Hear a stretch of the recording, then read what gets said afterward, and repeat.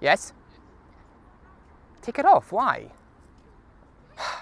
Fine, only because I want to keep my job.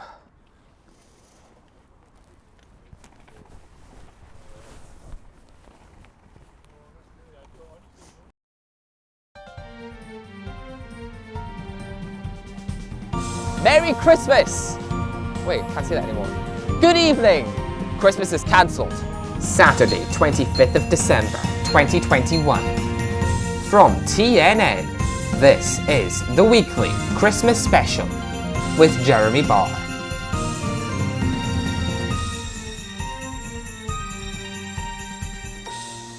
It's the story developing across the UK this evening. Millions of families remain in a state of panic as their Christmas gifts from Santa failed to show, and gifts bought by parents and relatives were stolen overnight.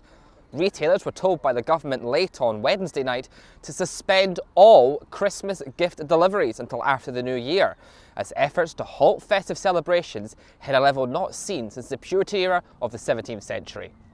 Tonight's political correspondent Kristin Allen is at home. Kristin, what are the murmurings from Downing Street? No official word from any spokesperson. They've been keen to keep their mouth shut over the debacle, but the rumour is the Prime Minister has never been a fan of Christmas.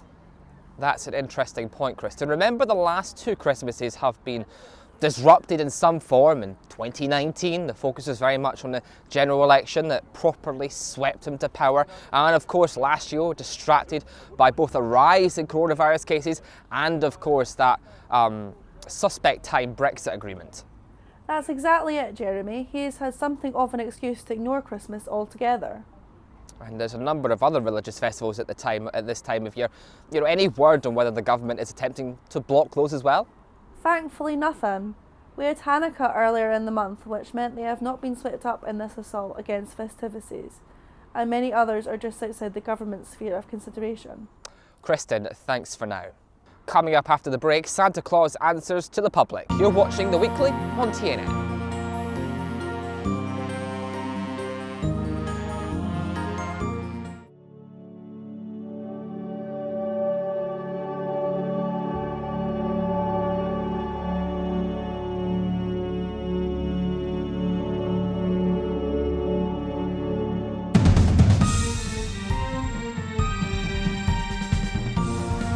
Welcome back to The Weekly. Joining me now on the phone is Santa Claus. Santa, thanks for being with us. Why didn't you deliver last night? Ho, ho, ho. Thank you for having me. I think you'll find that we did deliver yesterday. 3 billion families around the world received lovely, thoughtful gifts from us at the North Pole. But nothing for Britain. Ho, ho, ho. We work hard to ensure our tour operations every year are viable and profitable, and we alter our routes and serving destinations based on those highly sensitive commercial data. So are you telling me something was wrong with Britain that forced you to cancel everything? That information is... Ho, ho, ho! That information is commercially sensitive. We cannot comment without good reason, but we all hope you have a Merry Christmas. Santa, we're not quite done here because, those families invested millions of British pounds for this and they will feel rightfully shortchanged.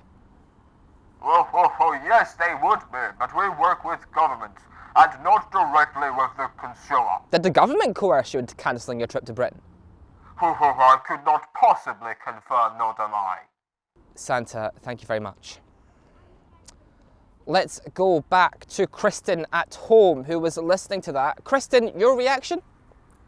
Well, that was quite some revelation there. It seems highly likely that Santa's cancellation was at the hands of the Prime Minister, and if that is confirmed to be true, this would be highly damaging for the Conservative Party. Wow. Kristin, we'll get right back to you shortly because we're receiving word that a Lapland spokeswoman has just told the BBC that it has been asked by the government in the UK to permanently shut down all of its UK operations. From what we can gather, this looks like the change may well be permanent and not just a one-time thing. The UK has celebrated its very last Christmas. We'll pause to reflect on this historic moment.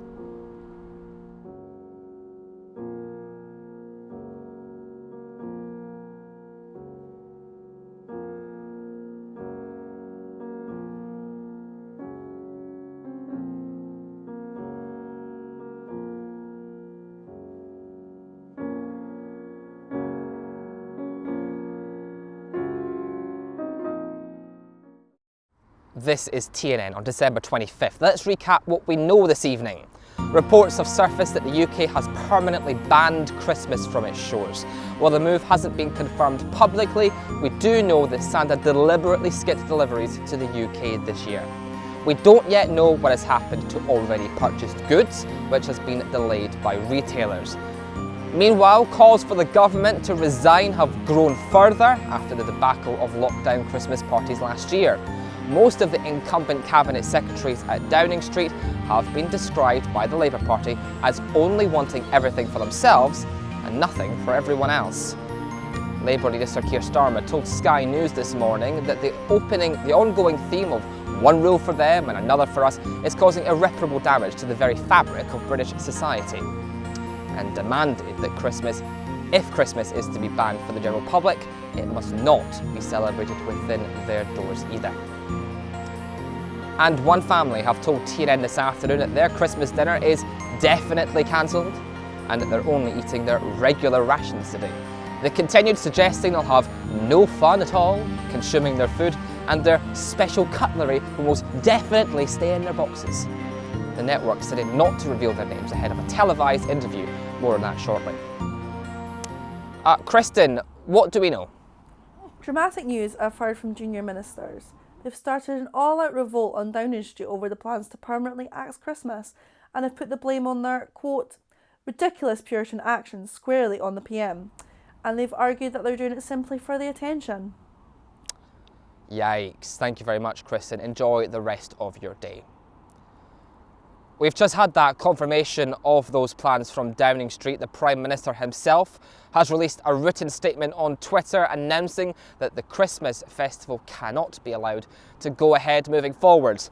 Here is that statement from Boris Johnson in full.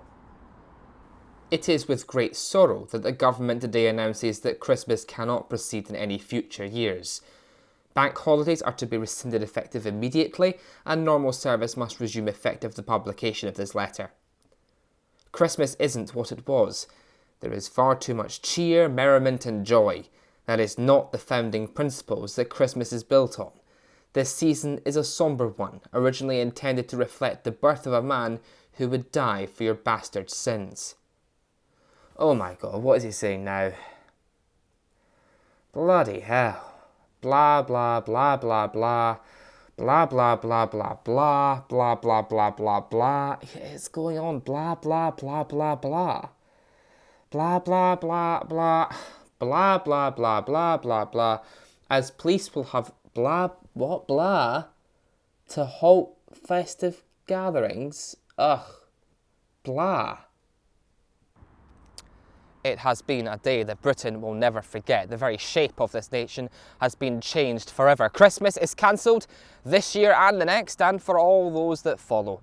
At 9:30 tonight on the TNN News channel, The Day God Left Britain, we'll investigate what led to this momentous announcement, which includes the first televised interviews of religious leaders and the Smith family, who intend to ignore the anti-Christmas message. Tune in for that, not worth missing. Some good news is reaching us in the last few seconds. The governments of several European, Asian and North American nations will pitch in to deliver Christmas presents and aid to the UK in an apparent defiance against warnings by the Foreign Office earlier not to do so.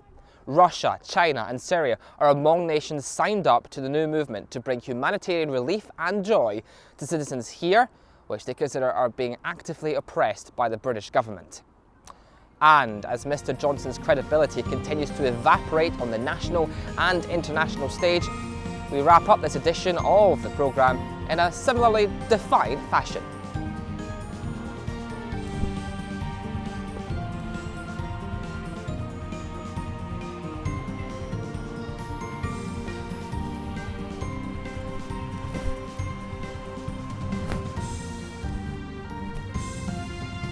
Merry Christmas, Prime Minister.